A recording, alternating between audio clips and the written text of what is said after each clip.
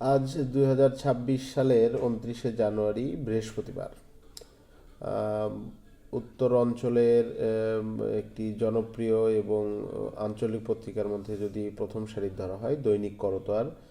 আর staff reporter আর senior সাংবাদিক রাহাত রিটু, তিনি দৈনিক করতোয়ার আজকে একটা লিড নিউজ করেছেন।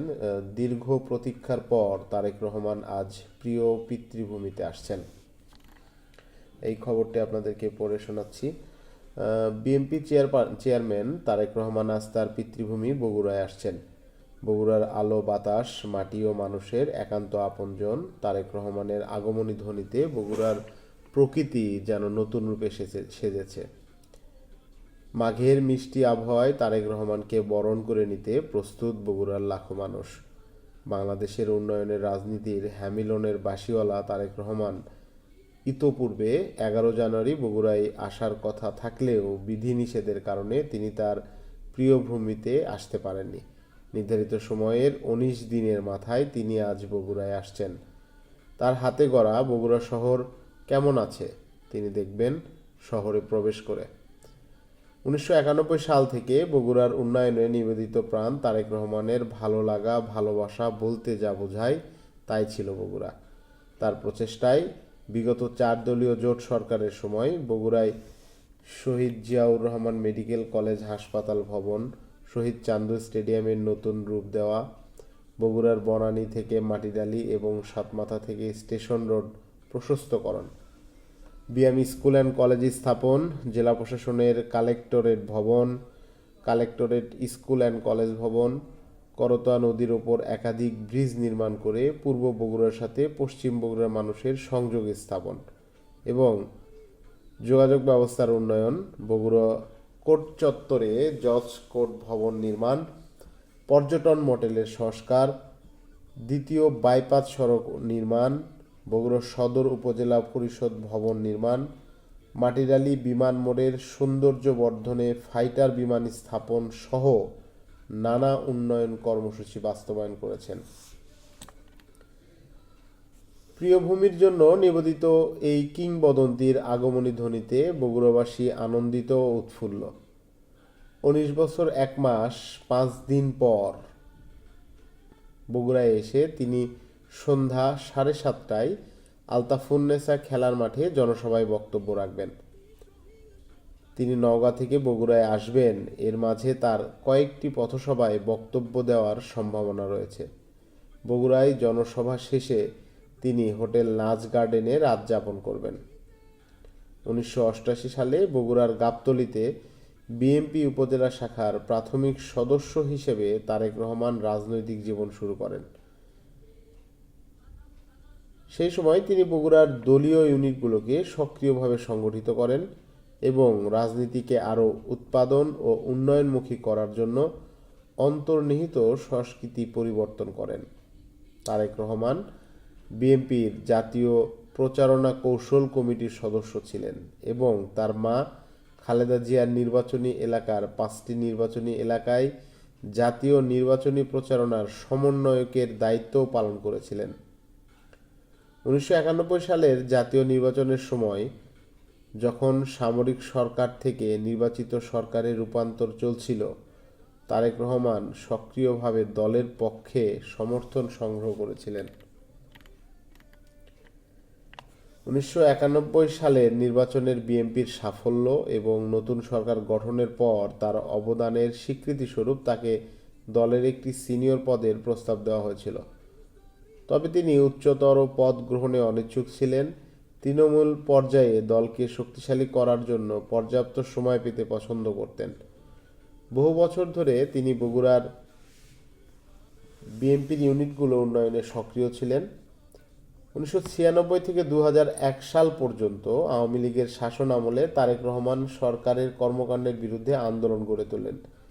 তিনি অর্থনৈতিক বঞ্চনার সমস্যা সমাধানের জন্য সক্রিয়ভাবে প্রচারণা চালান এবং গ্রামীণ এলাকায় বসবাসকারী মানুষের দুর্দশার কথা প্রচারের লক্ষ্যে দেশব্যাপী পরামর্শ কর্মসূচির নেতৃত্ব দেন।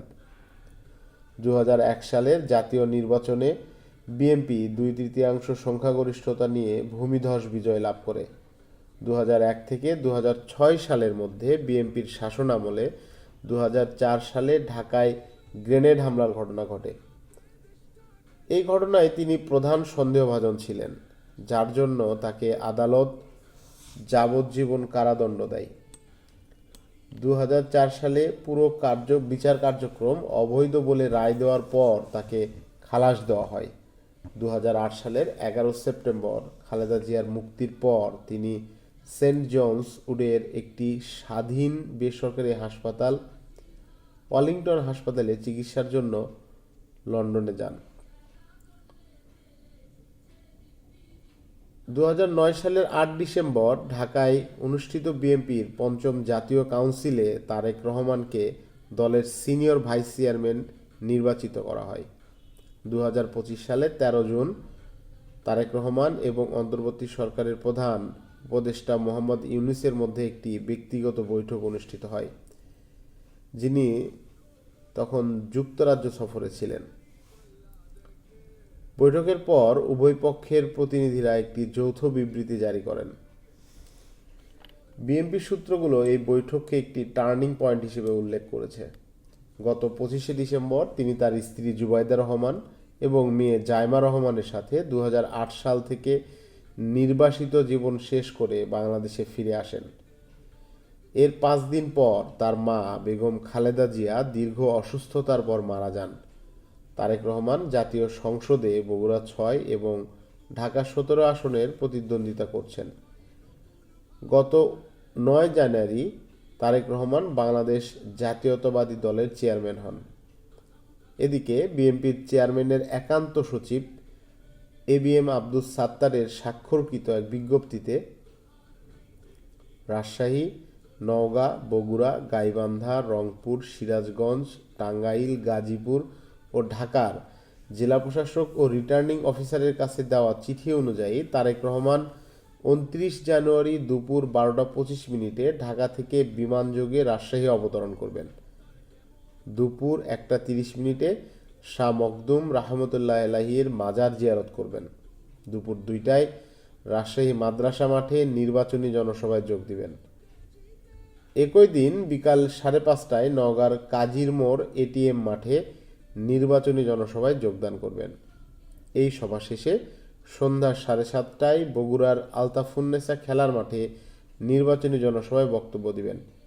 বগুড়ার জনসভা শেষে তিনি হোটেল নাচ গার্ডেনে রাত যাপন করবেন। পরদিন 30 জানুয়ারি বিকেল 3:45টায় রংপুরের পীরগঞ্জে শহীদ আবু সাইদের কবর জিয়ারত করবেন। বিকাল 4:30টায় রংপুর ঈদগাহে নির্বাচনী জনসভায় যোগ দিবেন। রাত 9টায় তার রাত যাপনের জন্য নাচ গার্ডেনে ফেরার কথা। 31 জানুয়ারি তারেক রহমান দুপুর 2টায় সিরাজগঞ্জের বিসিক শিল্প পার্কে নির্বাচনী জনসভায় যোগ দিবেন। ওই দিন বিকাল 4টায় ঢাকা টাঙ্গাইল মহাসড়কের দরুন চরজানা বাইপাস এলাকায় নির্বাচনী জনসভায় যোগ দিবেন। রাতে ঢাকায় তার গুলশানস্থ বাড়িতে ফিরবেন। এই ছিল সিনিয়র সাংবাদিক রাহাত রিটুর করা দৈনিক করতোয়ায় প্রকাশিত একটি প্রতিবেদন, যার শিরোনাম ছিল দীর্ঘ প্রতীক্ষার পর তারেক রহমান আজ প্রিয় পিতৃভূমিতে ফিরছেন বা আসছেন। ধন্যবাদ।